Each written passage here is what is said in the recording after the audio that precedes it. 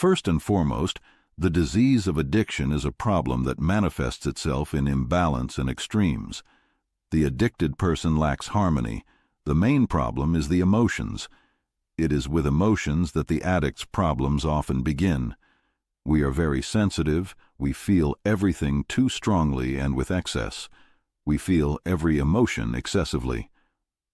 The range of our emotions is very wide. We experience every feeling very intensely. Part of our disease of addiction is that we want to control our emotions. When we try to control our emotions, they become even more intense. We have noise in our heads all the time, the noise of emotions, and the more I strive for peace of mind, the more noise there is. It's a paradox. For example, anger. The more I tell myself I'm not angry, the angrier I get, or fear. The more I tell myself I'm not afraid, the more I feel fear. The disease of addiction is a disease of control. We try to control. I constantly want to be in control, especially of my emotions. On the one hand, I can't handle my emotions. They overwhelm me. But on the other hand, I try to do everything I can to avoid those emotions, to avoid facing them. For an addicted person, emotions pose a big problem when they try to control them.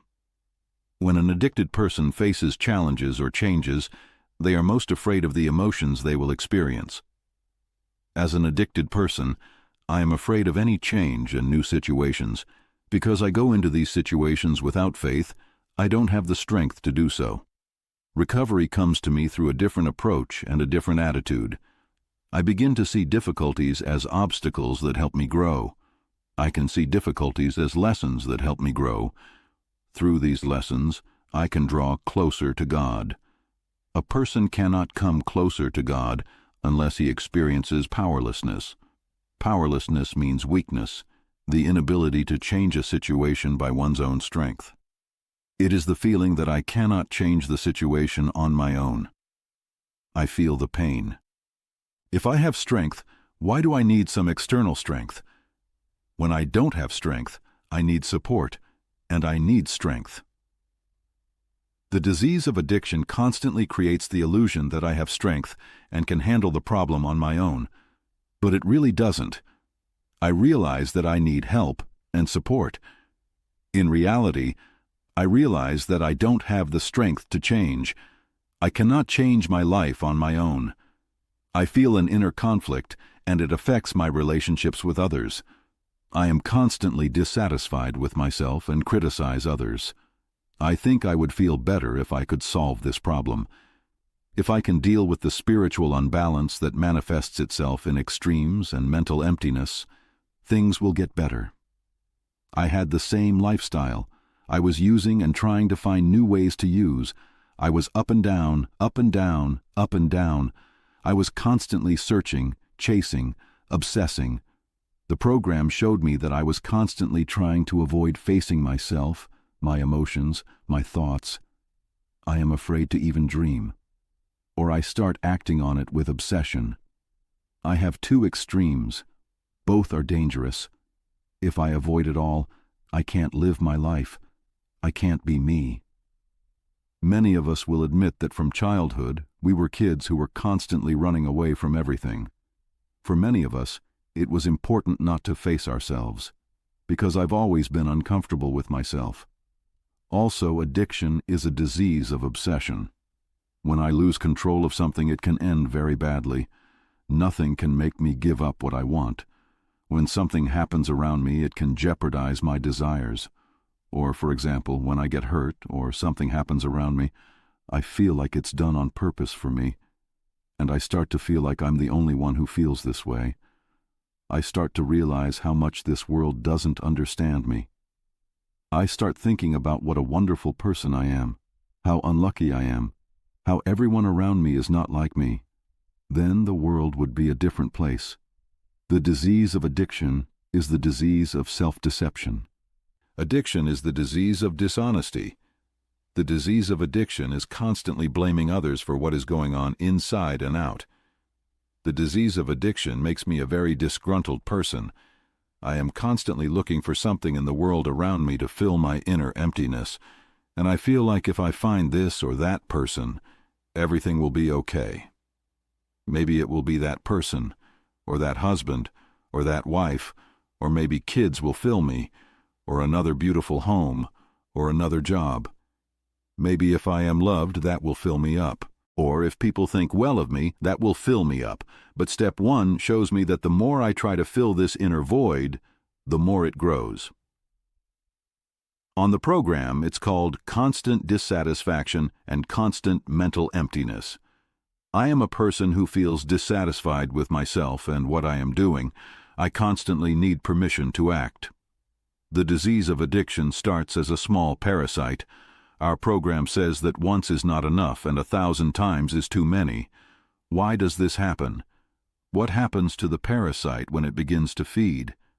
At the very beginning, the parasite takes a little energy and strength from a person. He sucks out of him not so much, but over time. After 6 months, the parasite sucks even more out of the person. After 2 years, the parasite sucks even more out of the person. And after 5 years, it just sucks and sucks out of the person. That is the disease of addiction. Why does our program talk to us about abstinence? Why does the program not only talk about abstinence from drugs and substances, but also about different compulsive behaviors? The steps show me that the most important thing is to not act influenced by my thoughts and feelings. Not everything I think is right for me, and not everything I want is right. Mostly everything I feel is an illusion and a delusion. More often than not, my thoughts and feelings turn out to be an illusion. The addicted person is often in their own world of fears and anxieties. I have said that thoughts and feelings are just an illusion. If you believe them, the world seems very dangerous and threatening. As an addict, I want to help those around me, the world, but in reality I can't even get my life in order. My mentor gave me a simple example.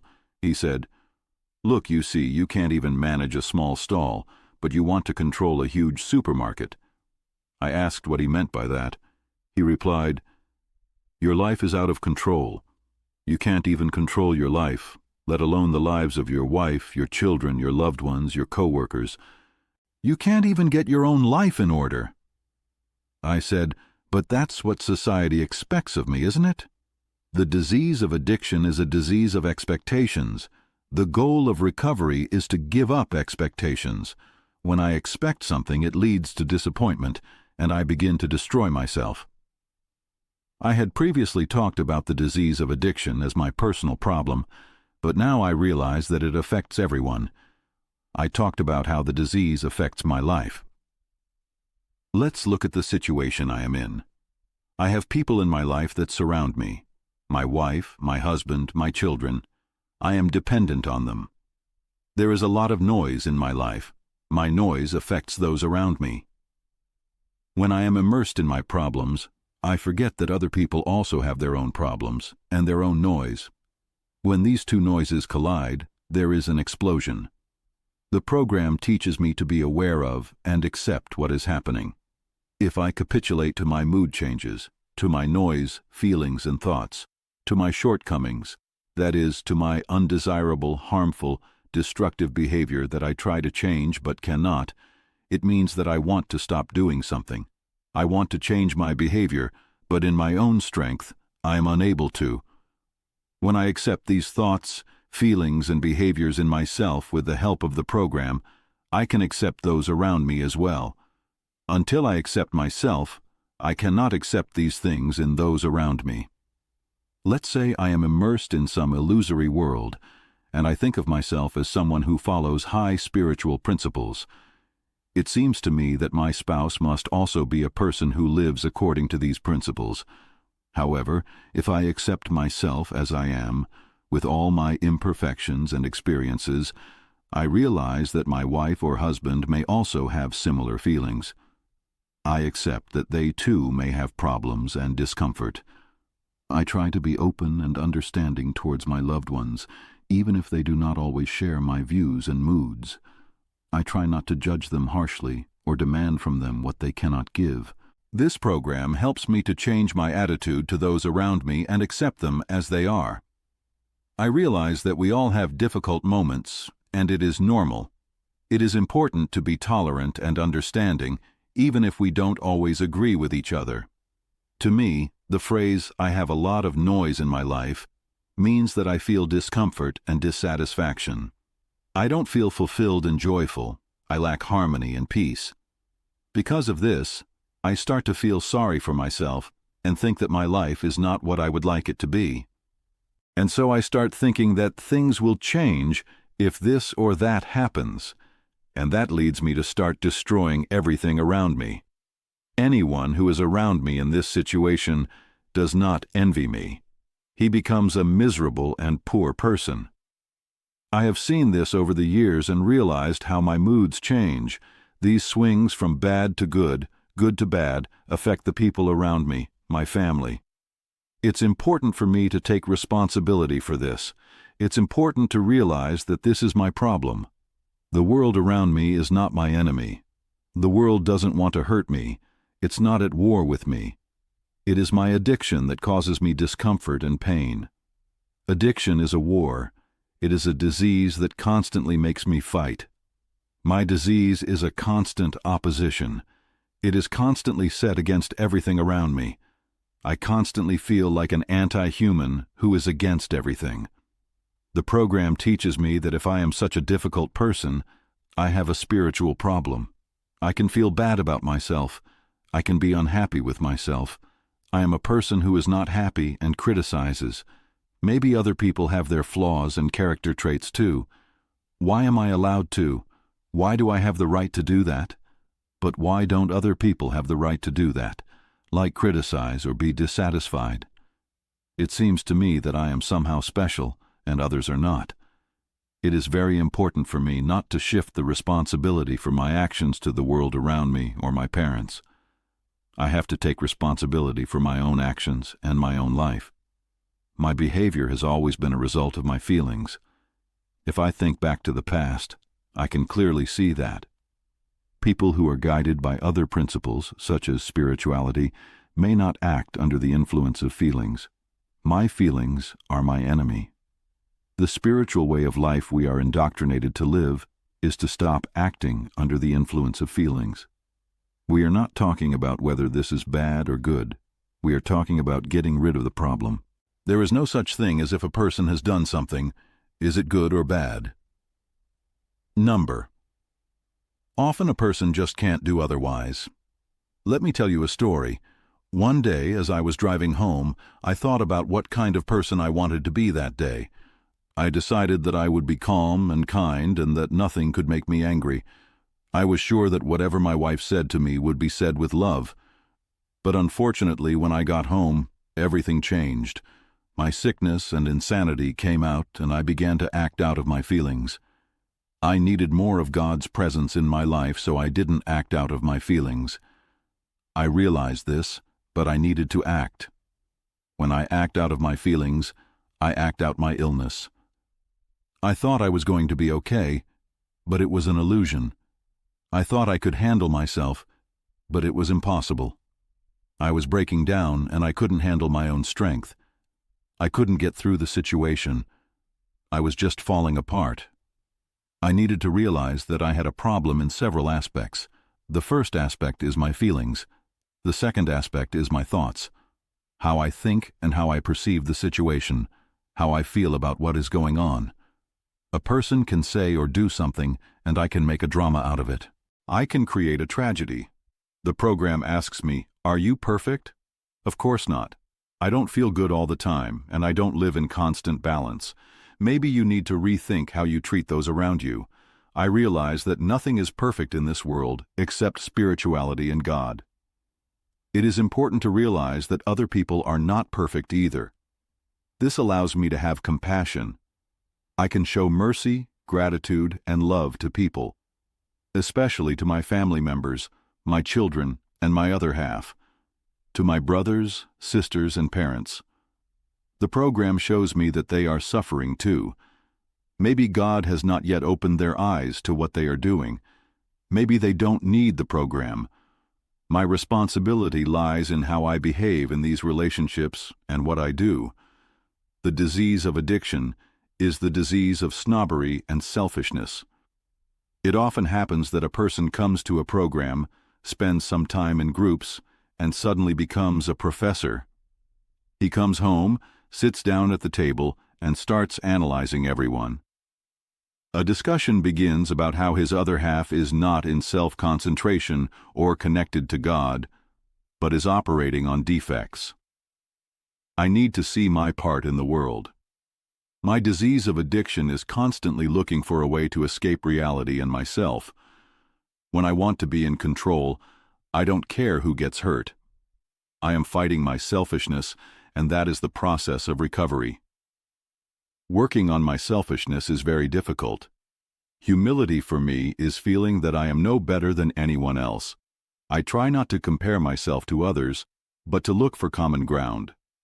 In the Narcotics Anonymous community, I am looking for solidarity, not trying to stand out. I have been working with people for many years, and I see that everyone has their own vulnerabilities related to addiction. Some have it in their emotional state, some have it in their material well-being. Fortunately, my disease has affected all areas of my life, and it helps me understand other people better. When I think that I am stronger in one area and weaker in another, it can be dangerous. In that case, I will not seek recovery in the area where I feel vulnerable. The disease of addiction is a disease of dishonesty with oneself. It tries to hide its manifestations and convince me that the world around me is not okay, and I am. But I know it isn't. It seems to me that only if this person changes will I be okay. I have realized one truth. With all of God's prayers, efforts, and help, I can only change my life, only myself, and no one else. When I try to change the people around me, it leads to pain and frustration. It leads to conflict and problems in my relationships with these people. The disease of addiction makes it very hard for me to accept myself. I don't get to choose how I feel about myself. I, as a human being, have no choice. How am I going to feel? I only have one option. What will I do out of these feelings? How will I behave out of these feelings, or out of spiritual principles? At the beginning of the path, I could get up in the morning, and I felt very happy and good. An hour later, I was feeling really bad. By lunchtime, I was feeling good again. Then an hour later again, I was feeling really bad, and I tried to make myself feel good, and it never worked. I just want to draw your attention to the utter powerlessness to your own feelings.